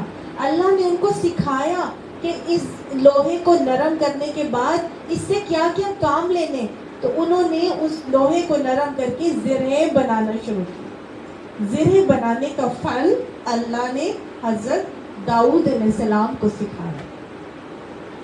پھر اللہ نے ان کو بہت بہت جو ہے قوت فیصلہ, دانائی عطا فرمائی تھی. نبوت, حکمت یہ اللہ کی طرف سے پھر ان کو عطا کی گئی تھی. اللہ تعالیٰ فرماتے ہیں وَلَوْلَا دَفْعُ اللَّهِ النَّاسَ, اور اگر اللہ لوگوں کو دفع نہ کرے یا لوگوں کو دفع نہ کرتا, بَعْضَهُمْ بِبَعْضٍ, کچھ لوگوں کو دوسرے لوگوں کے ذریعے سے, تو پھر کیا ہوتا؟ لَفَسَدَتِ الْأَرْضُ, البتہ فساد ہو جاتا زمین میں. وَلَٰكِنَّ اللَّهَ ذُو فَضْلٍ عَلَى الْعَالَمِينَ, اور البتہ اللہ صاحب فضل ہے اوپر جہان والوں کے. یعنی اللہ کا یہ قاعدہ اور طریقہ ہے کہ اللہ سبحانہ تعالیٰ اسی طرح بعض لوگوں کو بعض لوگوں کے ذریعے دفع کرتا ہے, اس دنیا سے غارت کرتا ہے, اس دنیا سے ہٹاتا ہے. اور یہ اللہ کا فضل ہے. اگر سب کے سب ہی خراب رہنے لگ جائے تو دنیا میں کیا ہو جائے؟ نیست و نابود ہو جائے. اور اگر سبھی نیک ہو جاتے تو پھر آزمائشی ختم ہو جاتی. تو اللہ سبحانہ تعالیٰ کا یہ قاعدہ ہے کہ کچھ اوپر ہوتے ہیں, کچھ نیچے ہوتے ہیں, اور کچھ بڑے برے لوگوں کو اللہ نیک لوگوں سے ہٹاتا ہے, یا کچھ لوگوں کو ہٹانے کے لیے اللہ کسی دوسروں کو کارساز بنا دیتا ہے, اس کا سبب بنا دیتا ہے. تو کارساز تو بیسیکلی اللہ ہے, اور اللہ سبحانہ تعالیٰ اپنے حکم سے کسی کے ذریعے سے کوئی کام بھی کروا لیتا ہے. اللہ اپنے جہانوں کے والوں کے اوپر, لوگوں کے اوپر بڑا ہی فضل والا ہے. یہ اللہ کا فضل ہے, لوگوں کو لے جاتا ہے اور دوسرے لوگوں کو لے آتا ہے. اگر ہم اپنا کام نہیں کریں گے تو اللہ ہم کو بھی لے جائے گا اور اپنا کام کروانے کے لیے ان کو لے آئے گا جو اللہ کا کام کرنے والے ہوں گے. ٹھیک ہے, یہ اللہ کی ایک سنت ہے, اللہ کا ایک قاعدہ ہے. اللہ نے جالوت کو نکالنے کے لیے طالوت کو بادشاہت دی, اور داؤد علیہ السلام کو نبوت اور بادشاہت دینے کے لیے یہ پورے کا پورا قصہ اور سینیریو جو ہے وہ ہوتا ہے جو ہمارے سامنے آیا. ٹھیک ہے, اس میں اللہ نے لوگوں کی مائنڈ سیٹس بتا دیے, لوگوں کے طریقے بتا دیے, اپنی سنت بتا دی, لشکر کو جیتنے کا طریقہ بتا دیا, ہنر بتا دیا اللہ نے نشانیاں بتا دی, حکمران کیسا منتخب کرنا ہے. اس واقعے سے اللہ تعالیٰ نے بہت ساری باتیں جو ہے وہ مومنوں کو, مسلمانوں کو سکھا دی. پھر اللہ فرماتے تلک آیات اللہ, یہ اللہ کی آیات ہے, نتلوہا علیک بالحق, ہم اس کو آپ کے اوپر بالکل حق کے ساتھ پڑھ رہے ہیں. ہم نے یہ آپ کو بالکل سچی باتیں بتائی ہیں, آپ اس وقت موجود نہیں تھے. یہ اللہ آپ کو بتا رہا ہے ساری چیزیں, اور ہر بات سچ کی بتا رہا ہے. وَإِنَّكَ لَمِنَ الْمُرْسَلِينَ, اور بے شک آپ البتہ رسولوں میں سے ہیں. کون رسولوں میں سے ہیں؟ نبی صلی اللہ علیہ وآلہ وسلم رسولوں میں سے. تلک الرسل، یہ رسول ہیں. تلکا ذالکا کا مؤنث ہے، ٹھیک ہے، ذالکا مذکر کے لیے ہوتا ہے اور تلکا مؤنث کے لیے. رسول بہت سارے رسول ہیں تو اس کے لیے بھی مؤنث صفت یوز کی جاتی ہے. تو اللہ تعالیٰ فرما رہے ہیں کہ یہ بہت سارے رسول جو گزر چکے ہیں، یہ بھی بہت سارے رسول ہیں جو گزرے اور آپ بھی ایک رسول ہی ہیں انہی رسولوں میں سے. فضلنا بعضهم على بعض، فضیلت دی ہم نے بعض کو ان میں سے اوپر بعض کے. بہت سارے رسول ہیں جن میں سے بعض کو بعض پر ہم نے فضیلت دی. فضیلت کس کو کہتے ہیں؟ فضل کو. اور فضل وہ احسان ہوتا ہے یا وہ نعمت ہوتی ہے جو اللہ تعالیٰ کسی بھی آپ کے حق سے آپ کو زیادہ دیتے. کسی کو بھی اس کے حق سے زیادہ جو چیز اللہ دیتا ہے اس کو فضل کہا جاتا ہے. ٹھیک ہے، تو اللہ تعالیٰ فرماتے ہیں کہ بہت سارے رسول ہیں جن میں سے ہم نے بعض کو بعض پر فضیلت دی ہے. پیچھے تو ہم پڑھ کر آئے تھے، آگے بھی ہم بلکہ پڑھیں گے کہ ہمیں حکم یہ دیا گیا ہے کہ لا نفرق بین احد من رسولی، کہ ہم رسولوں کے درمیان تفریق نہیں کرتے، فرق نہیں کرتے. پھر یہاں اللہ تعالیٰ یہ کہہ رہے ہیں کہ ہم نے بعض رسولوں کو بعض رسولوں پر فضیلت دی ہے. بنی اسرائیل میں اللہ تعالیٰ فرماتے ہیں سورہ بنی اسرائیل میں کہ وَلَقَدْ فَضَّلْنَا بَعْضَ النَّبِيِّينَ عَلَى بَعْضٍ، اور ہم نے بعض نبیوں کو بھی بعض نبیوں پر فضیلت دی ہے. وَآتَيْنَا دَاوُودَ الزَّبُورَ، اور داؤد علیہ السلام کو ہم نے زبور عطا فرمایا. تو پھر فضیلت اللہ ایک جگہ کہہ رہے ہیں کہ نہیں، تو اور ابھی یہاں کہہ رہے ہیں ہم نے فضیلت دی ہے، اور ایک جگہ کہا نبیوں کو بھی فضیلت دی ہے، رسولوں کو بھی فضیلت دی ہے. فضیلت علیحدہ ہے اور فرق علیحدہ ہے، تفریق کرنا علیحدہ چیز ہے. سمجھ آ گئی؟ نبی نبی ہوتے ہیں، رسول رسول ہوتے ہیں، ہر ایک کو ماننا ہے ایکولی، ان کی ایٹریبیوٹس اور کوالٹیز کے حساب سے ماننا ہے. نبی اور رسول میں فرق ہوتا ہے نا. نبی کا مطلب ہوتا ہے نبا سے نکلا ہے خبر دینے والا، یعنی وہ اللہ تعالیٰ کی بھیجی ہوئی خبروں کو آگے پہنچانے والا ہوتا ہے. اور انبیاء بہت سارے تھے جن میں سے بعض کو بعض پر اللہ نے فضیلت دی تھی. مثال کے طور پر خود اللہ نے بتا دیا کہ داؤد علیہ السلام کو زبور دی تھی. لیکن رسول کون ہوتے ہیں؟ رسول وہ ہوتے ہیں جن کو اللہ تعالیٰ نے رسالت دی ہوتی ہے، شریعت دی ہوتی ہے. صحیح، شریعت لے کے آئے ہوتے ہیں. اولو العزم 5 رسول ہیں. رسول پیغمبر دونوں میں، پیغمبر میں دونوں آتے ہیں، رسول بھی اور نبی بھی. پیغمبر کا مطلب پیغام بر، پیغام پہنچانے والا. ٹھیک ہے، رسول بھی وہی ہوتا ہے جو پیغام پہنچاتے ہیں، اور نبی بھی پیغام پہنچاتا ہے. فرق یہ ہوتا ہے کہ رسول کو رسالت دی گئی ہوتی ہے، وہ شریعت لے کر آتے ہیں. حضرت نوح علیہ السلام، حضرت ابراہیم علیہ السلام صحیفہ ابراہیم میں آئی. اس کے بعد حضرت موسیٰ، ان کو تورات دی گئی. حضرت عیسیٰ جن کو انجیل دی گئی، اور اس کے بعد نبی اکرم صلی اللہ علیہ وسلم جن کو قرآن دیا گیا. زبور میں شریعت نہیں تھی. سمجھ آئی؟ آسمانی کتاب ہے لیکن اس میں شریعت نہیں تھی. اور رسول کی حفاظت کا ذمہ اللہ اٹھاتا ہے، اس کو کوئی بال بھی بیکا نہیں کر سکتا. نبیوں کو قتل کیا گیا، ان کی قوموں نے، لوگوں نے نبیوں کو قتل کیا، لیکن رسول کی حفاظت کا ذمہ اللہ نے لیا. رسول کو کوئی نہیں بال بھی بیکا کر سکتا. ٹھیک ہے، تو یہ فرق تھا. تو اب کیا ہوا، کچھ اولو العزم نبی بھی تھے، کچھ اولو العزم رسول بھی تھے.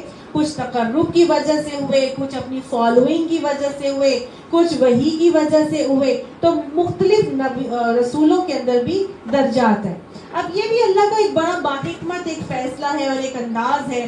اب دیکھیں، یہ فضیلت اللہ تعالیٰ نے جہاں نبیوں رسولوں میں رکھی، نبیوں میں رکھی، وہاں انسانوں میں بھی رکھی، امتوں میں بھی رکھی. اللہ نے نبی کی امتی جو ہم ہیں، نبی صلی اللہ علیہ وسلم کی امتی، اللہ نے ہمارے لیے کیا کہا؟ کنتم خیر امت، وَكَذَلِكَ جَعَلْنَاكَ بَابًا، یعنی کہ لوگ اور مختلف درجے ہیں کسی، اور انہی درجوں کے حساب سے ہم دیکھتے ہیں جب نبی صلی اللہ علیہ وسلم معراج پر تشریف لے کر گئے تھے تو آپ صلی اللہ علیہ وسلم نے ہر آسمان کے اوپر مختلف انبیاء کو پایا تھا. سب سے پہلے آسمان پر حضرت آدم علیہ السلام تھے، چھٹے آسمان پر حضرت موسیٰ علیہ السلام، روح قدس، اور مدد کی ہم نے اس کی ساتھ روح قدس کے. بھوک بھی نہیں ماری تھی، لیکن ان کو تورات کا ایسا علم تھا کہ اس زمانے میں جو تورات لکھ لی گئی تھی اور اس کے اندر بہت زیادہ چینجز اور امینڈمنٹس ہو چکی تھی. تو حضرت عیسیٰ علیہ السلام جب آئے تھے تو ایک تو وہ گہوارے میں کلام کرتے تھے، یہ بھی اللہ نے ان کو ایک مدد کی تھی ان کی، اور ساتھ ساتھ تورات کا ایسا عالم تھے وہ کہ وہ یہود کے علماء کے ساتھ مذاکرہ کرتے تھے، مناظرہ کرتے تھے اور ان کو چت کر دیا کرتے تھے. سمجھ آئی؟ یعنی کہ من بعد ما البینات، وہ جو لوگ بعد میں آئے تھے وہ اس وقت کے بعد کہ جب ان کے پاس روشن نشانیاں آ گئی تھی، ان کو اللہ کی باتوں کے بارے میں بتا دیا گیا تھا، اس تمام باتوں کے بعد اگر وہ اللہ چاہتا تو وہ ایک دوسرے کو قتل نہ کرتے. ولیکن اختلفوا، لیکن انہوں نے سب نے اختلاف کیا. تو گویا دین کا اختلاف قتل تک لے جاتا ہے. ان کے پاس واضح طور پر باتیں آ چکی تھی، ان باتوں کے آنے کے بعد انہوں نے آپس میں اختلاف کیا، لیکن اگر اللہ چاہتا تو وہ ایک دوسرے کو قتل نہ کرتے. گویا اللہ ہی چاہتا تھا کہ وہ اختلاف بھی کرے اور وہ ایک دوسرے کو قتل بھی کرے. کیوں؟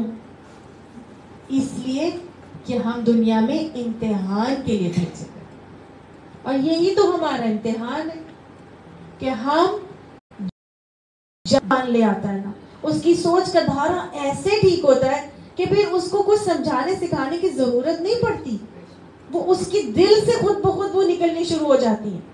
ایسی تو نہیں حضرت بلال حبشی کو جب مارا جاتا تھا، پیٹا جاتا تھا، وہ اس وقت غلام تھے، لیکن ابھی انہوں نے قرآن سنا نہیں تھا، ابھی ان کو نبی صلی اللہ علیہ وسلم کی کوئی بات پتہ نہیں چلی تھی. انہوں نے صرف یہ دیکھا تھا کہ ایک اور شخص جس کو مارا جا رہا ہے اور وہ نہیں پلٹ کے دے رہا، وہ اپنے دین کو نہیں چھوڑ رہا، اس کا مطلب ہے کہ واقعی اللہ ایک ہی ہے، یہ سارے معبود غلط ہیں، یہ باطل ہے.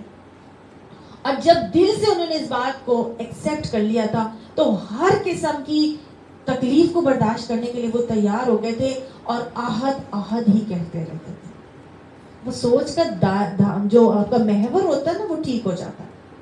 وہ آپ کی ایسی اللہ تعالیٰ انسان کو شرع صدر فرماتا ہے کہ ہر چیز عیاں ہو جاتی ہے، پھر اس کے لیے علم آئے نہ آئے برابر، اس کو ساری چیزیں صحیح سمجھ میں آنا شروع ہو جاتی ہے، کیونکہ اللہ نے انسان کو فطرت پر بنایا ہے، اور ہماری فطرت یہ ہے کہ الستُ بربکم قالوا بلا شہدنا، کیا میں تمہارا رب نہیں ہوں؟ ہم سب یہ فطرت میں اللہ سے وعدہ کر کے آئے کہ اللہ تو ہمارا رب ہے، ہم اس کی گواہی دیتے ہیں.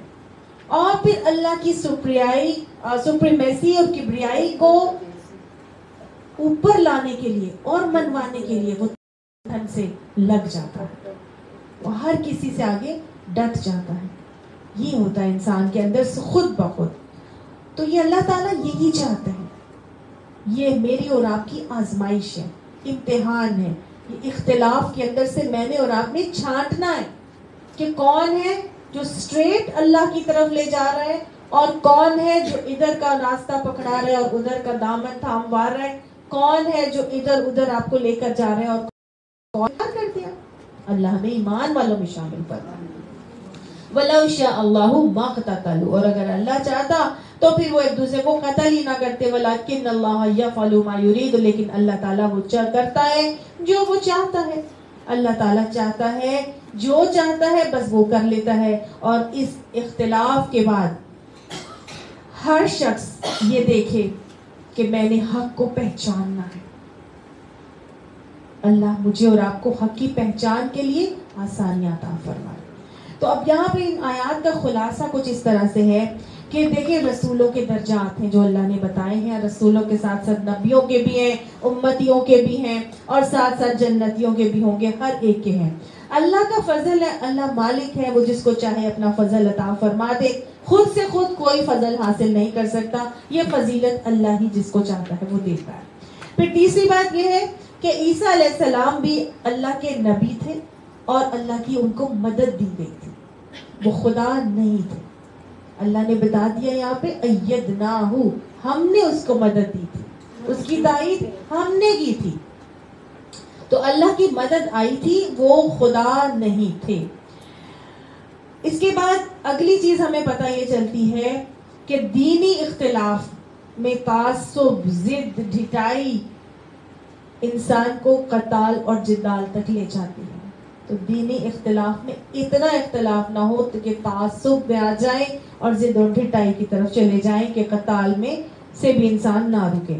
پھر جبرن ہمارا دین ہماری طرف نہیں لے کر آتا، بلکہ ہمیں اختیار دیتا ہے کہ خود حق کو ایکسپلور کریں اور پھر اس پر قائم اور دائم ہو جائیں۔ جو مان لیں گے ان کے درجات اللہ تعالیٰ بلند کر دیں گے، اور نہیں ماننے والوں کو اللہ تعالیٰ پستی سے دوچار کریں گے۔ ٹھیک ہے، تو ان آیات کا جو خلاصہ ہے وہ یہی تھا، اور جو میں نے آپ کے سامنے رکھ دیا ہے۔ اصل میں ہوا یہ تھا کہ وہاں پر مسلمانوں کو بہت سارے جب مکہ میں تھے نا تو ان کا واسطہ صرف اور صرف مشرکین کے ساتھ تھا، لیکن جب وہ مدینہ آئے ہیں نا تو مدینہ میں یہاں ملٹی کلچرل ایک جو ہے نا وہاں پہ سین تھا، وہاں پہ یہود بھی تھے، نصارہ بھی تھے، مشرکین بھی تھے، تمام لوگ تھے۔ تو اللہ نے گویا ہر ایک کے کانسیپٹ اور عقیدے کے بارے میں یہاں پر بتایا ہے اور انسان کو خود ایکسپلور کرنے کی طرف ابھارا ہے۔ یا ایھا الذین آمنوا، اب اے لوگوں جو ایمان لائے ہو، انفقوا، خرچ کرو۔ اب ایک اور حکم دیا جا رہا ہے ان کو، مسلمانوں کو، ایمان لانے والوں کو خرچ کرنے کی طرف راغب کیا جا رہا ہے اور ان کو موٹیویٹ کیا جا رہا ہے کہ وہ خرچ کریں۔ کیا خرچ کریں؟ مما رزقناکم، اس میں سے جو ہم نے ان کو رزق دیا ہے۔ رزق میں نے کئی دفعہ آپ کو بتایا ہے، رزق صرف اور صرف مال نہیں ہوتا، رزق اللہ کی عطا ہوتی ہے، اللہ کی دین ہے، اللہ کی بخشش، عنایت ہے، ہر قسم کی اللہ کی عنایت، خواہ وہ مال ہو، خواہ صحت ہو، خواہ کوئی ہنر ہو، خواہ کوئی علم ہو، خواہ کوئی طاقت ہو، کوئی اقتدار ہو، کوئی اولاد ہو، کچھ بھی ہو جو آپ کو اللہ کی طرف سے عطا کی گئی ہو، وہ رزق ہے۔ اللہ نے کہا انفقو، خرچ کر دو۔ انفقو کا روٹ ورڈ نفقہ ہے، اور نفق سرنگ کو کہتے ہیں۔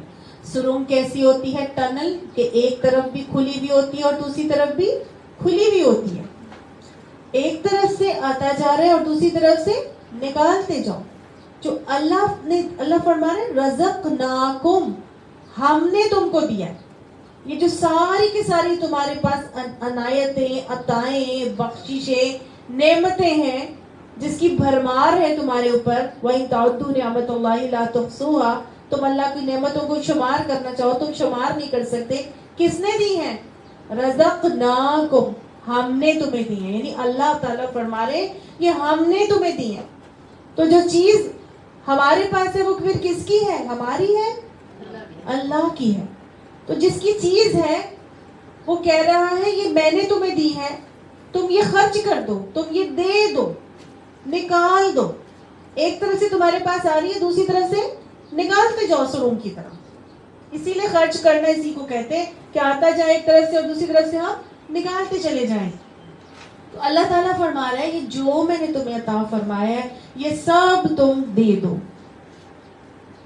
جس کی چیز ہوتی ہے پھر اسی کو دی جاتی ہے، اسی کی مرضی سے خرچ کی جاتی ہے، اسی کو خوش کرنے کے لیے خرچ کی جاتی ہے، اسی کے مطابق خرچ کی جاتی ہے جس کی چیز ہوتی ہے۔ میں آپ کو ایک پین دوں گی اور میں کہوں گی کہ آپ نے یہ لکھنا ہے اور کرنا ہے، تو آپ اس پین سے کوئی غلط کام نہیں کریں گے اور اس پین کو کسی غلط جگہ پہ نہیں لکھیں گے کہ وہ پین خراب ہو جائے۔ آپ اس پین سے اسی جگہ لکھیں گے کہ وہ پین اپنا مقصد پورا کرے اور پھر آپ وہ پین مجھے واپس کریں گے، ہے نا؟ تو وہ جو چیز ہے جس کی ہے، اگر آپ اس پین کو اس بندے کے جس کا وہ پین ہے اس کی تعریفی الفاظ میں لکھ دیں گے تو وہ اور زیادہ خوش ہو جائے گا کہ دیکھو اس نے یہ چیز میرے ہی ستائش میں لکھ دی.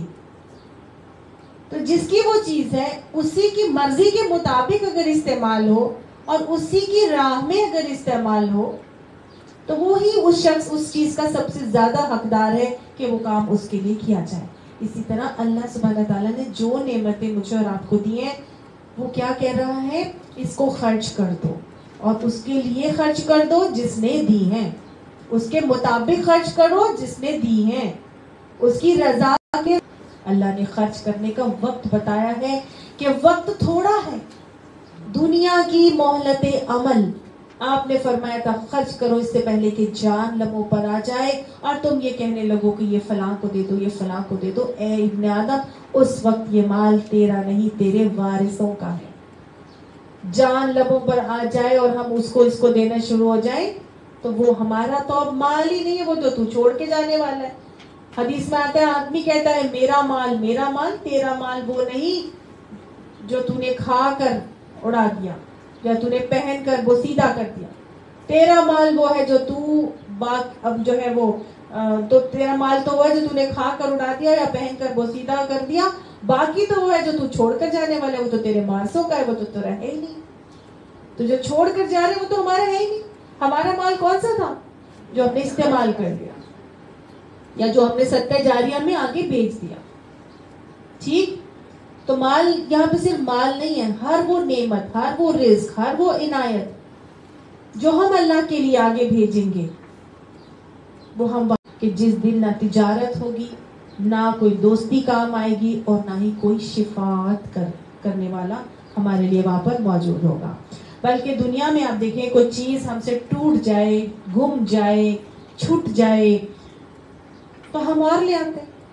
ہمارے پاس ہوتا ہے، ہم محنت کرتے ہیں، ہم اور حاصل کر لیتے ہیں. رشتہ دار نہ ہو تو انسان دوستوں کو ساتھ میں لا لیتا ہے اور اپنا کام بنا لیتا ہے. لیکن اس دن اس کو یہ نہیں کہتا تھا کہ ہاں چلو یہ بھی کرتے ہیں، یہ بھی، تم تو بالکل اچھی ہو، تم تو بہت اچھی ہو، چاہے وہ منہ پھٹ ہو، زبان دراز ہو، جیسی مرضی بدتمیز ہو، گناہ گار ہو، وہ اس کے ساتھ بٹرنگ کر کے اس کا ساتھی نہیں بنتا تھا، بلکہ اس کے لیے کیا تھا؟ آئینہ تھا.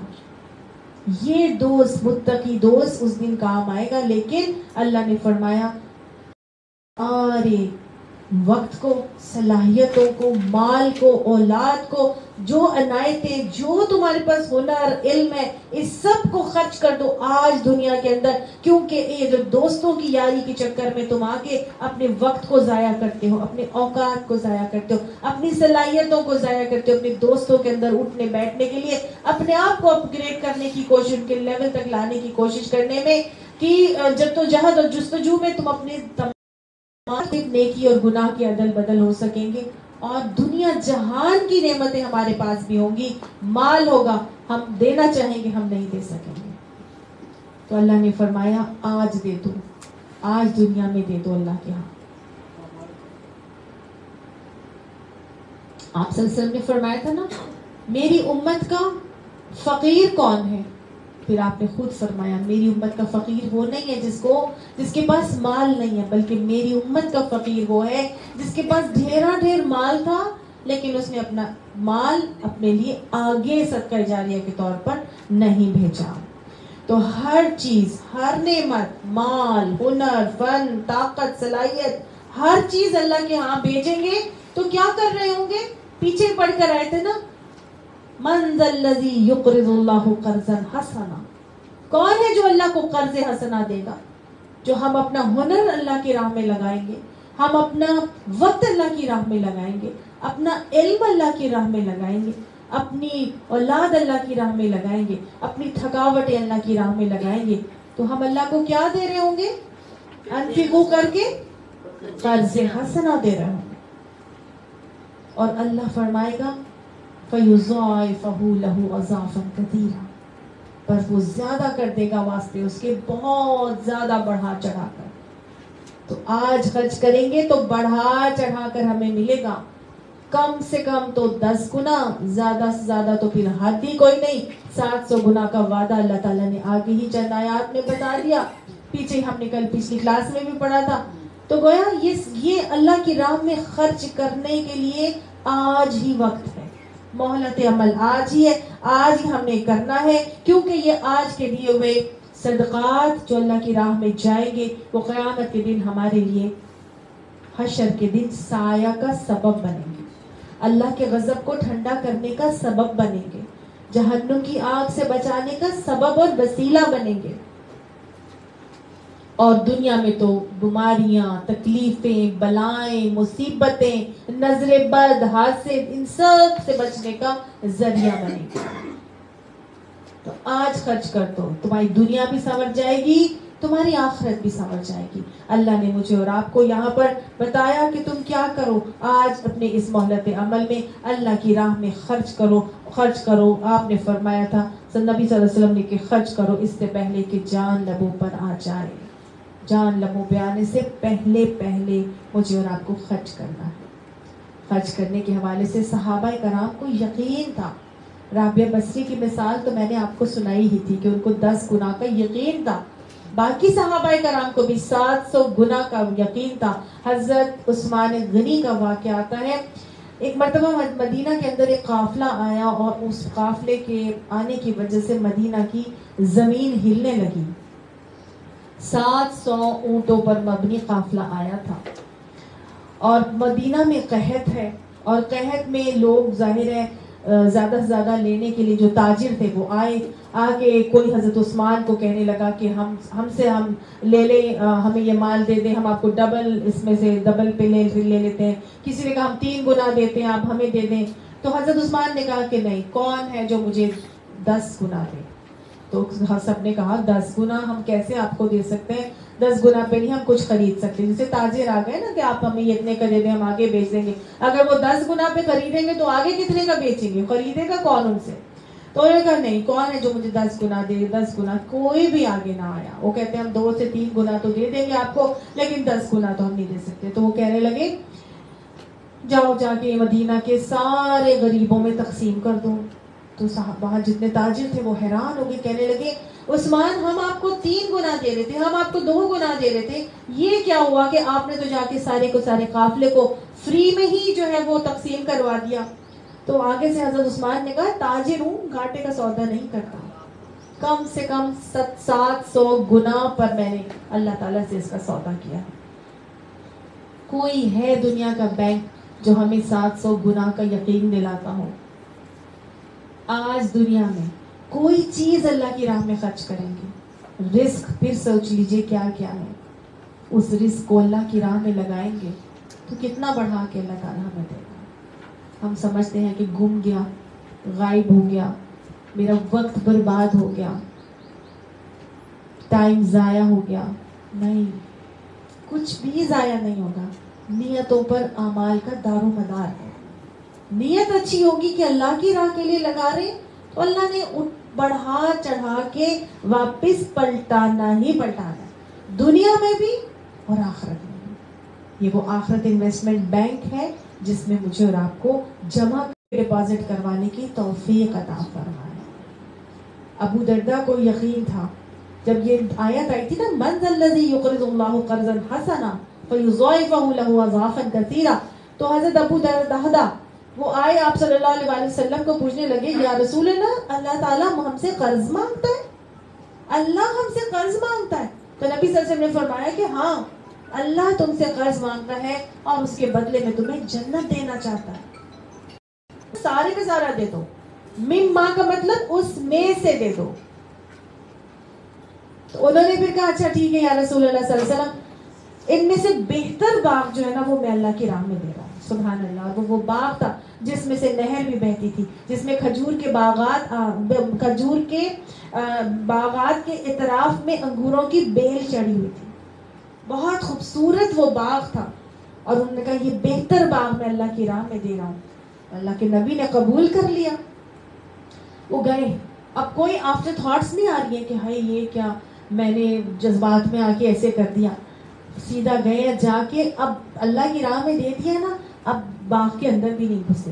اس باغ میں گھر بھی تھا ان کا, بیگم بھی وہاں موجود تھی. باہر سے یہ آواز لگا رہے اور کہہ رہے ام داہدہ باہر آ جاؤ, یہ باغ میں نے اب اللہ کی راہ میں قرض دے دیا. سبحان اللہ. اور بیگم بھی دین کی مددگار ازواج, اللہ ہمیں بھی ایسی ہی بیویاں بنا دے. وہ کہتی ہے بہت اچھا سودا کیا ابو یحییٰ, بہت ہی اچھا سودا کیا. اور سب بچوں کو اٹھا کے اپنے وہاں سے سب باغ کے اندر سے باہر آ جاتے ہیں. اللہ ہمیں بھی ایسے ہی زہد عطا فرمائے, اللہ کی راہ میں بڑھ بڑھ کے خرچے کرنے کی توفیق عطا فرمائے. وآخر دعوانا الحمد للہ رب العالمین. صدق اللہ العظیم. آمین ثم آمین. سبحانك اللهم وبحمدك نشهد ان لا اله الا انت نستغفرك ونتوب اليك. سبحان ربك رب العزة عما يصفون وسلام على المرسلين والحمد لله رب العالمين. ربنا هب لنا من ازواجنا وذرياتنا قرة اعين واجعلنا للمتقين اماما. ربي اعوذ بك من همزات الشياطين واعوذ بك ربي ان يحضرون. ربي اوزعني ان اشكر نعمتك التي انعمت علي وعلى والدي وأن أعمل صالحا ترضاه وأصلح لي في ذريتي وأصلح لي في ذريتي وأصلح لي في ذريتي إني تبت إليك وإني من المسلمين وأدخلنا برحمتك في عبادك الصالحين. رب اجعل هذا البلد آمنا, رب اجعل هذا البلد آمنا, رب اجعل هذا البلد آمنا. اللهم إنا نسألك الهدى والتقى والعفاف والغنى يا رحيم يا ذو الجلال والإكرام. ربنا هب لنا من أزواجنا وذرياتنا قرة أعين واجعلنا للمتقين إماما. یا رحیم, جو پڑھا ہے اللہ اس کو ہمارے دلوں میں اتار دیجیے. اللہ سبحانہ تعالیٰ کوئی غلطی کمی کوتاہی ہوگی اپنی دست قدرت سے معاف فرما دیجیے. آنے والوں کا آنا بیٹھنا سننا سنانا قبول فرما لیجیے. اللہ سبحانہ تعالیٰ آنے والوں کی تمام جائز خواہشات اور مرادیں پوری فرما لیجیے. اللہ کوئی کمی کوئی بیماری ہو تو اللہ اس کا شائبہ بھی نہ رہنے پائے. اللہ ہر موذی مرض اور ایسی بیماری سے بچا کے رکھنا کہ آپ کے معذور ہو جائیں. اللہ ہر معذوری سے محفوظ فرمانا اور چلتے پھرتے ہم اس دنیا سے لے کر جانا. اللهم اجرنا من النار. اللهم انا نسألك الجنة الفردوس وما قرب اليها من قول او عمل. یا رحیم, جو نبی اکرم صلی اللہ علیہ وآلہ وسلم اور انبیاء اور رسولوں اور صدیقین اور شہداء نے مانگا, اللہ ہم تمام انہی چیزوں کا آپ سے سوال کرتے ہیں اور جن سے انہیں نے پناہ مانگی, اللہ ہم ان تمام شرور سے آپ کی پناہ چاہتے ہیں. اللہ ہمیں شیطان کے وسوسوں اور حملوں میں پھنسنے سے محفوظ فرما لیجیے. اللہ ہماری اولادوں کو دین کا علم بردار اسلام کا سورج بنائیے. اللہ ان کو مسجدوں کو آباد کرنے والا بنائیے. اللہ ہمیں ہماری اولادوں کو دونوں کو تمام لوگوں کو نمازوں کی حفاظت کی توفیق عطا فرما کے نمازوں میں خوش و خضوع پیدا کر کے اللہ ان کو قائم کرنے والا بنا لیجیے. اللہ سبحانہ تعالیٰ ہماری نمازوں کو ضائع ہونے سے اور ہماری اولادوں کو بھی نمازوں کو ضائع کرنے سے محفوظ فرما لیجیے. اللہ ان کو اپنی نگاہوں اور اپنی شرمگاہوں کی حفاظت کی توفیق عطا فرما. اللہ ان کو دنیا اور آخرت کی بہترین کامیابیاں اور کامرانیاں عطا فرما. اللہ جو بچے محنت کر رہے ہیں اللہ ان کی محنتوں میں ان کو بہترین صلے عطا فرما. اللہ ان کو خوش کر دے. اللہ جتنی محنت بچوں نے کی اللہ ان کو بہترین محنت کی بہترین کامیابیاں دنیا اور آخرت کی کامیابیوں کی صورت میں انہیں عطا فرما. یا رحیم, اللہ بچوں نے امتحانات دیے ہیں اللہ ان کو بہترین کامیابیاں عطا فرما. اللہ ہماری جو بہنیں بیمار ہیں ہماری کلاس میں آنے والیاں ہیں اللہ ان کو بہترین صحت کاملہ عاجلہ نصیب فرما. اللہ سبحانہ تعالیٰ شاہین باجی کو بھی بہترین صحت کاملہ عاجلہ نصیب فرما. اللہ جنہوں نے حج کیا ہے ان حاجیوں کی تمام عبادات دعائیں قبول فرما. اور اللہ سبحانہ تعالیٰ ہماری کلاسوں میں بہترین حاضری کو مزید بڑھا کے اللہ بہترین صدقہ جاریہ بنانے کی ہمیں توفیق عطا فرما. اللہ جو پڑھتے ہیں اس کو عمل میں لانے کی توفیق عطا فرما. اللہ اس پر عمل کرنے والا بنا اور اللہ اس علم کے اوپر اللہ سانپ بن کر نہ بیٹھ جائے بلکہ آگے پہنچانے کی توفیق بھی ہمیں نصیب فرما. اللہ قرآن کا عالم بھی بنا اور قرآن کا عامل بھی بنا. ربنا لا تزغ قلوبنا بعد اذ هديتنا وهب لنا من لدنك رحمة انك انت الوهاب. آمین ثم آمین.